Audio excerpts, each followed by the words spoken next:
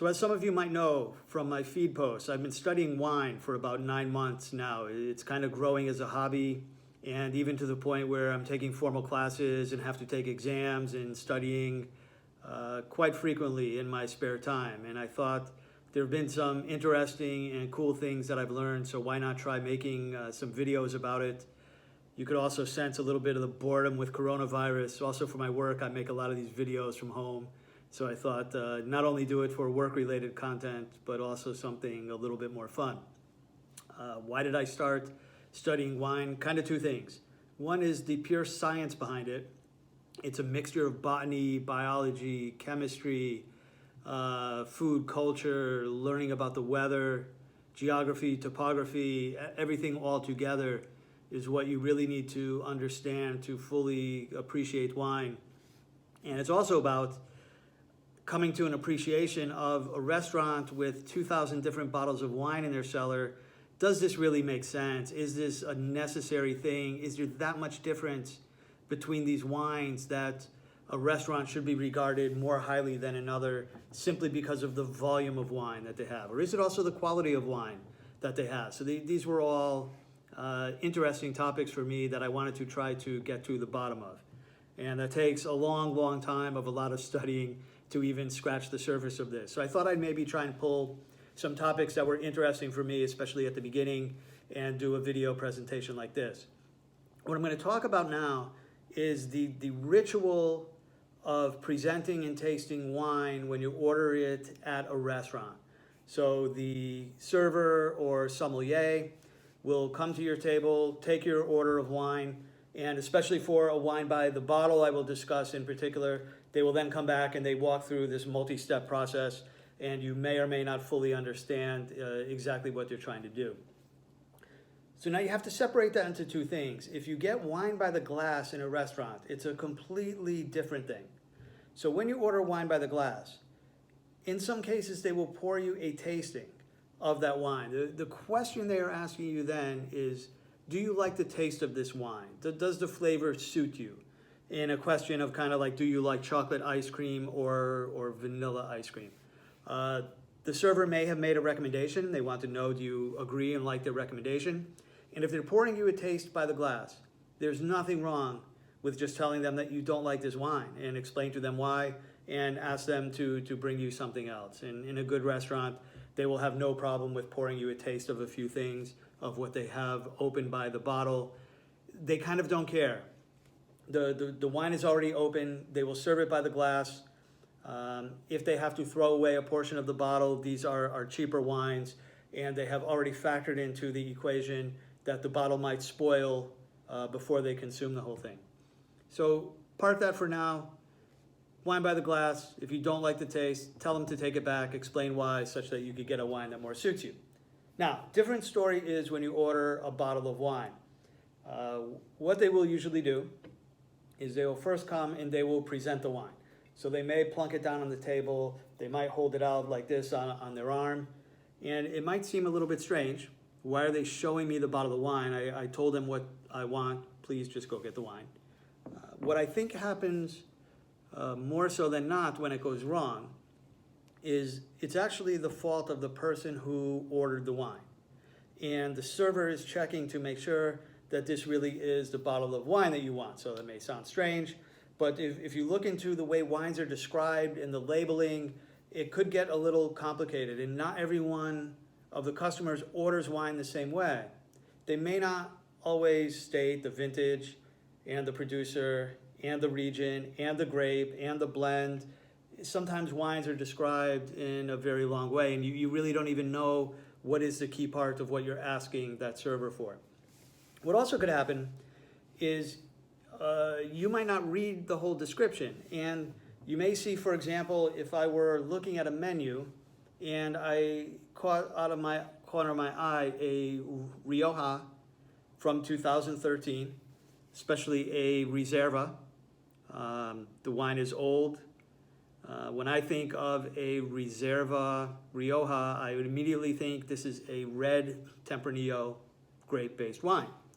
Turns out last week I tasted a 2013 Grand Reserva, which is a white wine. So You could make a completely wrong mistake and order a white wine when you think you're in fact ordering a red wine. Some of the more nuanced cases, places like Burgundy and Bordeaux, if you order by the regions and sub-regions, you may also sometimes not get exactly the wine that you asked for if they have quite some wines from that sub-region. So, step one, make sure that the bottle of wine that they're holding in their hand is the actual wine that you want. What they will then do is they will uncork the wine. Very often, they will then present you the cork. They sometimes will put it down on a plate, or they may just plunk it down on the table.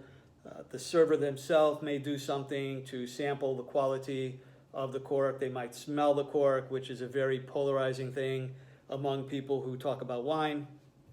As they hand you the cork, the reason that they do it is a ritual that goes a long way back.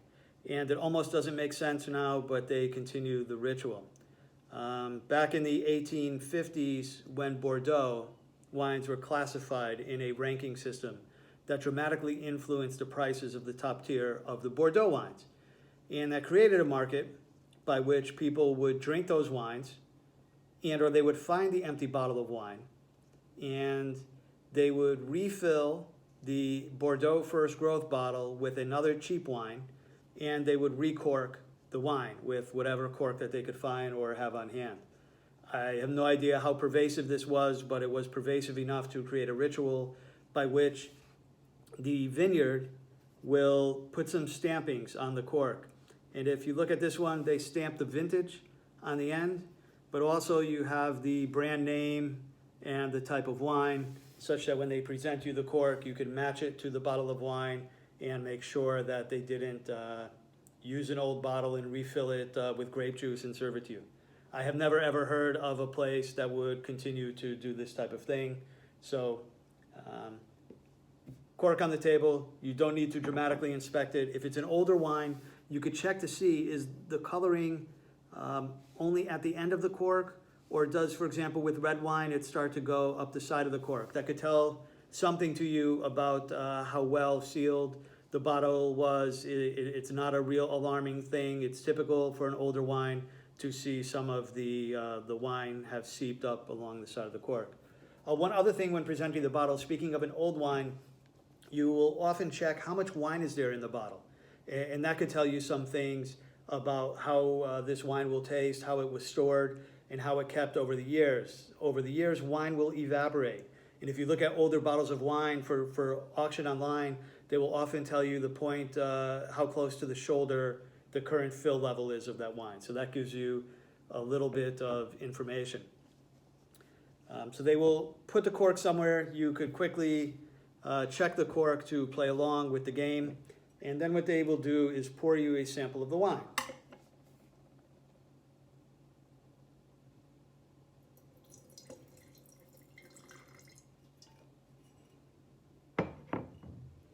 Now, there's a way to taste wine to only get the taste to qualify the bottle, and then there's a little bit more the standard way to taste a wine. I will share with you a bit of the standard way to taste a wine, because if you do it that way, it will trigger to the person serving the wine, if they really know a bit of wine, that you also know a bit of wine.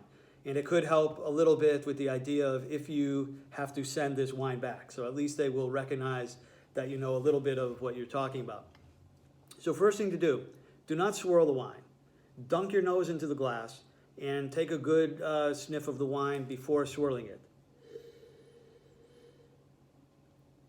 After you've already taken a sniff of the wine, you can then swirl the wine and again take a sniff of the wine. The reason to do it that way is to get a sense of the profile on the nose before a lot of oxygen hits the wine, and then again after a lot of oxygen hits the wine. It'll give you an understanding of how this wine is going to change as it's gradually being oxidized in the glass or in a decanter or just sitting in the bottle. Then give a good swirl to the wine. After a bit of practice, you can easily swirl it in the air. Some people struggle at the beginning. If so, just place the glass on the table, and with the bottom of the glass flat on the table, swirl the wine. Take another good sip of the wine and then have a sip. When you sip wine, it may sound a little bit gross at first, but you want to kind of slurp and suck some air through with the wine. I'll show you. Again, it may seem gross at a table of people, but if you do it a bit, the server will know that you understand how to really get the aromas out of the wine.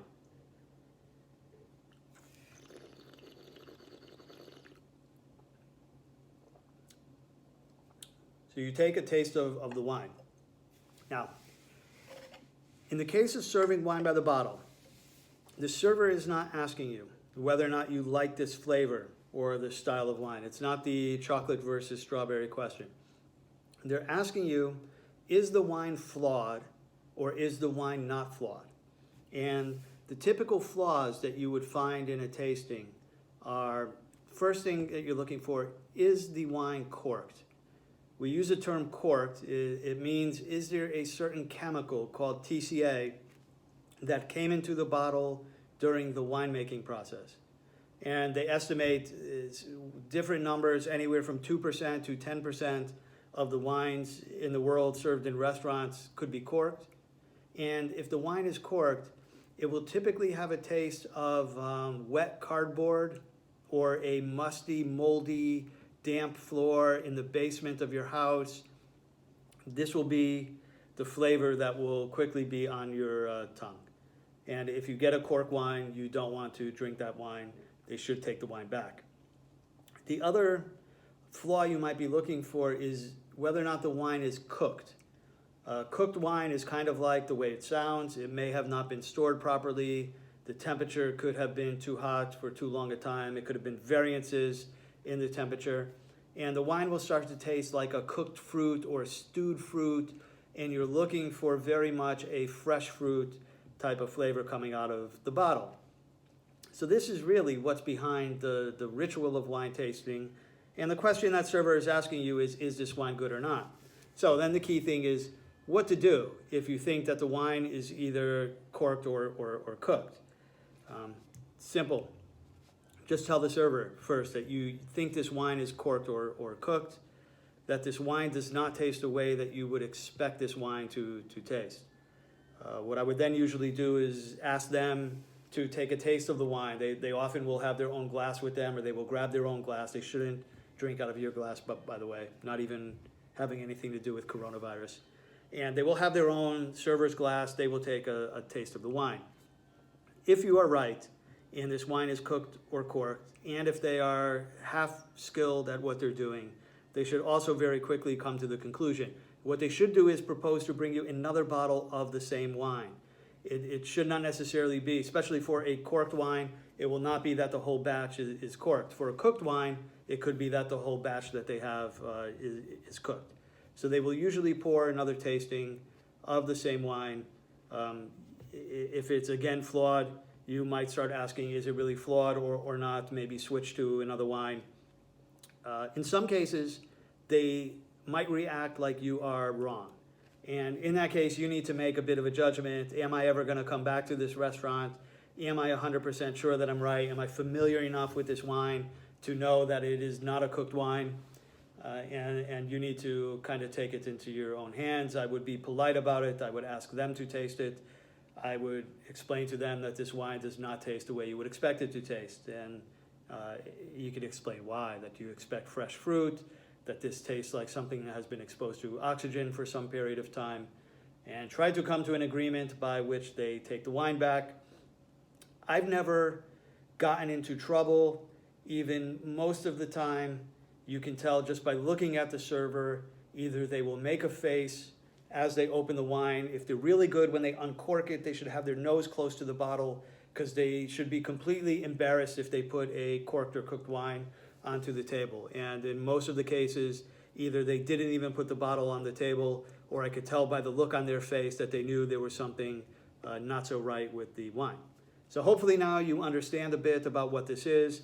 You know why they're handing this cork and kind of the stupid old reason behind it, but that is that, and how to have a proper sniff, swirl, and taste of your wine. Hope this helps, and if there's some other strange wine topic which you would like demystified, if I can help, let me know.